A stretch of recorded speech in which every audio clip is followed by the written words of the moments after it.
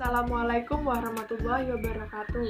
Pada kesempatan ini, kelompok kami akan menyampaikan analisis mengenai biografi pengarang, sinopsis karya pengarang, fakta kemanusiaan, subjek kolektif, pandangan dunia dari cerpen Paman Gober karya Seno Gumiro Adjidarmo. Kelompok kami terdiri dari 5 orang. Yang pertama, saya Cel Octavia Haryadi, NIM 180210402121. Yang kedua, Rika Wahyu Utami, NIM 180210402097. Yang ketiga, Wardatul Asfia, NIM 180210402116.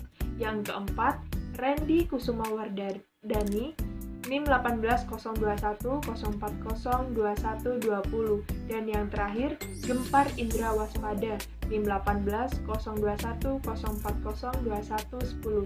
Berikut hasil analisis dari kelompok kami.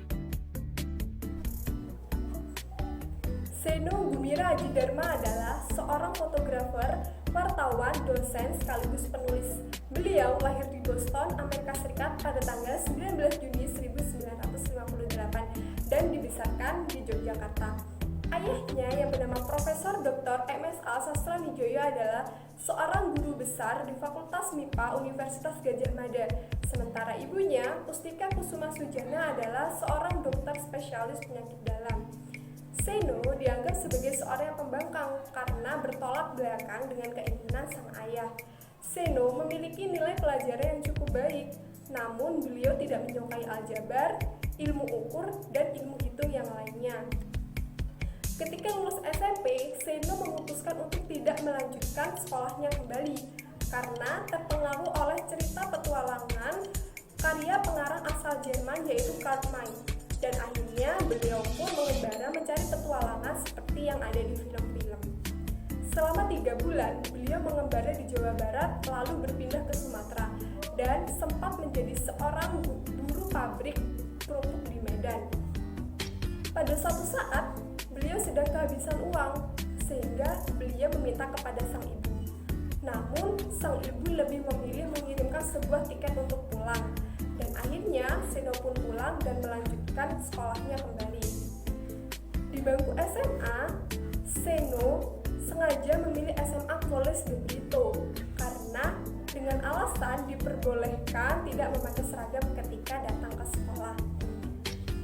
Di dalam komunitasnya pun, beliau memilih sesuai jiwanya. Beliau lebih memilih berteman dari anak jalanan yang suka tawuran dan kebut-kebutan di jalan dibandingkan dengan berteman dari anak kalangan elit. Sementara itu, Seno juga sempat mengikuti teater selama 2 tahun yang dipimpin oleh Azwar A.N. Dan dari sinilah awal Seno memasuki dunia sastra. Karyanya yang pertama berbentuk puisi, dan selanjutnya Seno juga menulis beberapa isi dan cerpen. Cerpen yang pertama yaitu berjudul Sketsa dalam 1 Hari yang dimuat di Surat Kabar Nasional pada tahun 1976.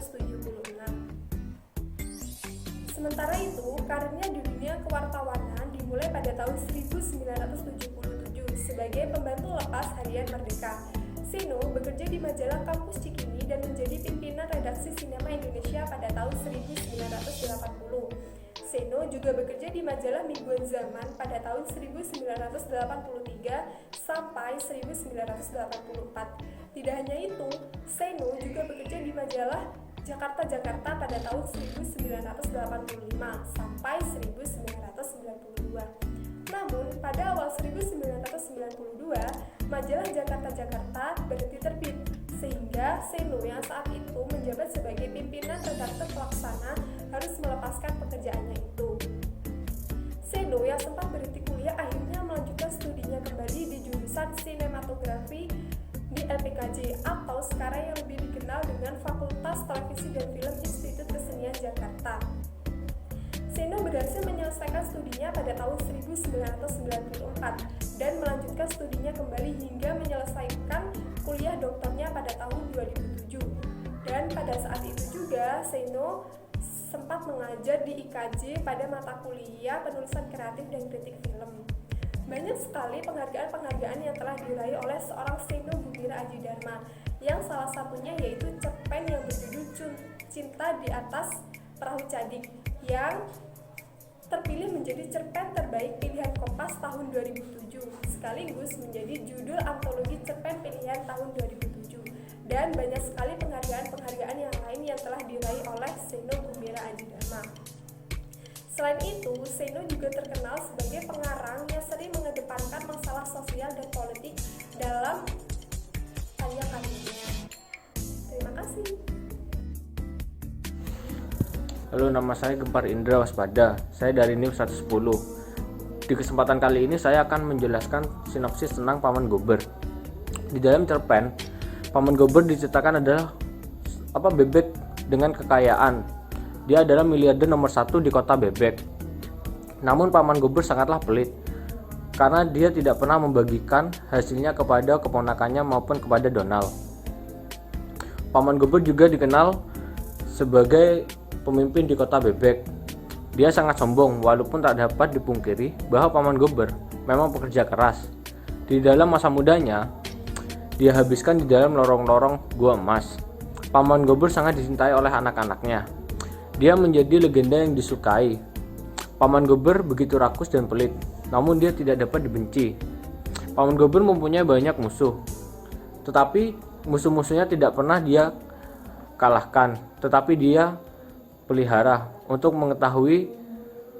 menunjukkan tentang kehebatannya. Paman Gober juga seorang presiden di kota bebek. Dia adalah pemimpin yang dicintai oleh rakyat-rakyatnya meskipun sombong. Di kota bebek, demokrasi memang berjalan, tapi tidak memikirkan kepemimpinan. Karena memang hanya ada satu pemimpin, yaitu Paman Gober. Kota bebek seakan-akan memiliki kepemimpinan abadi, yaitu adalah Paman Donald.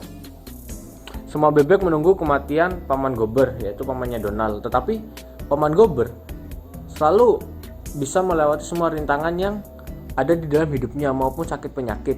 Oleh sebab itu dia menjadi pemimpin abadi di kota bebek, dan juga dia sangat kaya.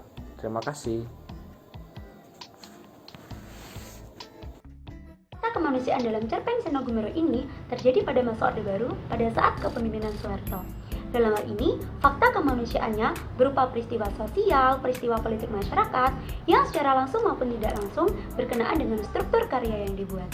Gambaran mengenai fakta kemanusiaan ditunjukkan dengan hadirnya sastra-sastra yang bergenre perlawanan terhadap kekuasaan. Di masa pemerintahan Presiden Soeharto atau pada masa Orde Baru, sastrawan terbelenggu oleh aturan pemerintah dalam penciptaan karya sastra. Hal tersebut dilakukan untuk mencegah adanya sikap kritis terhadap pemerintahan, atau dengan kata lain, sastrawan atau jurnalistik maupun rakyat dilarang untuk mengoreksi atau mengomentari pemerintahan pada saat itu. Pada cerpen itu, tokoh utama Paman Gober diadaptasi dari komik serial Donald Bebek. Tokoh ini secara jelas merujuk pada pemimpinan Indonesia sekaligus ujung tombak dari pimpinan Orde Baru, yaitu Soeharto. Cerita dalam cerpen ini juga tidak begitu dominan karena pengarang dengan sengaja lebih memfokuskan pada kehadiran sosok tokoh dalam ceritanya. Cerita ini memiliki tema mengenai ketidakberdayaan masyarakat dalam menghadapi dominasi kekuasaan dari sistem yang terbangun. Paman Gober ini dikenal sebagai pemimpin yang sangat kaya raya dan berkuasa. Warga dari kota bebek menilai bahwa ia terlalu berkuasa di kota tersebut. Paman Gober memiliki usia yang semakin tua, namun ia tidak menunjukkan tanda bahwa ia akan melakukan pengunduran diri. Hal itu dilakukan dengan beralasan bahwa ia selalu diminta warga kota bebek untuk menjadi pemimpin mereka. Sebagian warga kota bebek berusaha menanyakan dan mengganti kepemimpinan Paman Gober. Namun, upaya yang dilakukan mereka selalu gagal. Hal itu yang menjadikan warga kota bebek berada dalam kondisi gelisah dan serba ketakutan. Akhirnya, warga kota bebek melakukan sikap apatis karena mereka berpikir bahwa hanya kematian yang mampu menghentikan kepemimpinan Paman Gober. Waktu kematian dari penguasa kota bebek selalu dinantikan dan diharapkan untuk segera datang oleh warga-warga kota tersebut. Jadi, penggambaran Paman Gober sebagai pemimpin kota bebek menjadi fakta kemanusiaan yang membangun suatu struktur dan makna tertentu. Yang dimaksudkan di sini adalah penggambaran yang tercermin dalam kondisi nyata atas apa yang terjadi pada kehidupan masa Orde Baru.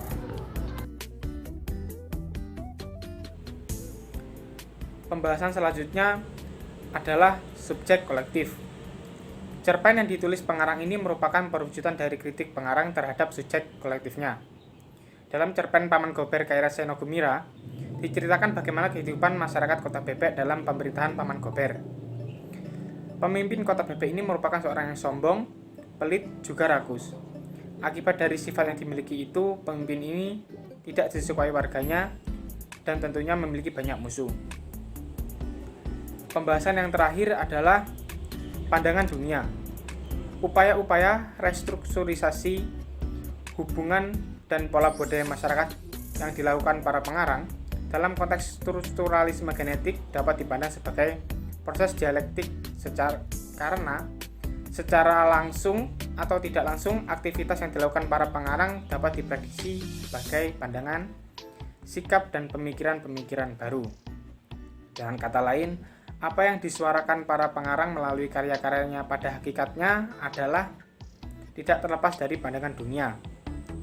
Identifikasi pandangan dunia pengarang dapat dilihat dari fenomena hegemoni dalam relasi kekuasaan dan pemaknaan atas ideologi penguasa Orde Baru.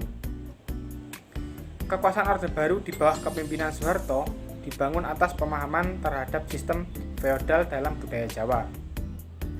Model-model pemikiran dalam budaya Jawa begitu kuat dan berpengaruh pada sistem kekuasaan yang dikembangkan oleh Soeharto selama berkuasa sepanjang kurang lebih 32 tahun.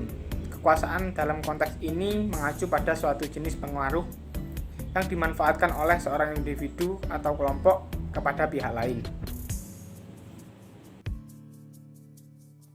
Dalam pemahaman sosiologi kekuasaan yang dikembangkan oleh Soeharto menurut Roderick Martin tahun 1990 dapat dikategorikan sebagai model kekuasaan yang feodal. Konsep feodal ini mengacu pada bentuk masyarakat yang mempunyai ciri-ciri ketergantungan pribadi kepada masyarakat dan kelompok militer memiliki kedudukan yang tinggi di dalam masyarakat. Keterlibatan militer yang sangat nyata di dalam sistem kekuasaan Orde Baru yang dibangun oleh Soeharto, hal inilah yang menguatkan sinyalemen bahwa sistem kekuasaan pada masa Orde Baru cenderung bersifat feodalistis. Relasi kekuasaan yang bersifat feodalistik ini mensyaratkan kepatuhan rakyat kepada penguasa, sebagaimana kepatuhan rakyat kepada raja. Persoalan di dalam cerpen karya Seno Gumira Aji Darmo tersebut adalah persoalan suksesi kepemimpinan yang mandek. Cerita pendek tersebut merupakan replika kehidupan politik di dunia nyata pada era Orde Baru di bawah kepemimpinan Soeharto. Kemandekan suksesi kepemimpinan di Indonesia ini terlihat nyata menjelang pemilihan presiden pada periode 1998 sampai 2003. Perdebatan tentang suksesi menjadi semakin berkembang ketika Soeharto dalam banyak kesempatan menyatakan untuk mempertimbangkan pencalonan dirinya. Pertimbangan yang pertama, agar pencalonan ini perlu memperhatikan usianya yang telah mencapai usia 77 tahun. Yang kedua, perlu memikirkan adanya tuduhan bahwa pencalonan ini merupakan rekayasa untuk mempertahankan status quo atau menjadikan dirinya sebagai presiden seumur hidup. Pernyataan tersebut segera mendapat berbagai ragam tanggapan di dalam masyarakat, ada yang pro dan juga kontra. Pesan-pesan Soeharto ini sendiri sering diartikulasikan dengan pemaknaan yang sumir. Pernyataan Soeharto tentang usia 77 tahun dan kultus diri sering dipinggirkan dengan wacana kepercayaan dan kepentingan rakyat, mengutamakan kepentingan bangsa dan negara, serta amanat konstitusi, sehingga tampak bahwa pesan-pesan yang disampaikan Soeharto hanya sekedar basa-basi belaka. Sebagian kelompok masyarakat memandang pernyataan Soeharto tersebut dengan sinis. Seno Gumira Aji Darmo memotret pandangan masyarakat yang minder tersebut dalam bentuk cerpen yang berjudul Paman Gober. Kediaman dan kepasrahan akan nasib bukan tanpa sebab. Kediaman dan kepasrahan yang telah dilakukan oleh sosial tercipta karena adanya intimidasi dan ancaman. Kondisi inilah yang diciptakan pada masyarakat Indonesia pada era Orde Baru. Penguasa Orde Baru dengan dibantu oleh pihak militer akan selalu mencegah dan menyangkal dengan tindakan represif, dengan disertai ancaman-ancaman terhadap upaya-upaya masyarakat yang mencoba untuk mengkritisi dan mempertanyakan mengenai kebijakan pemerintah. Sekian hasil analisis dari kelompok kami. Mohon maaf jika terdapat kesalahan atau kekurangan dari hasil analisis kami. Kelompok kami mengucapkan wabillahi taufiq wal hidayah. Wassalamualaikum warahmatullahi wabarakatuh. Terima kasih.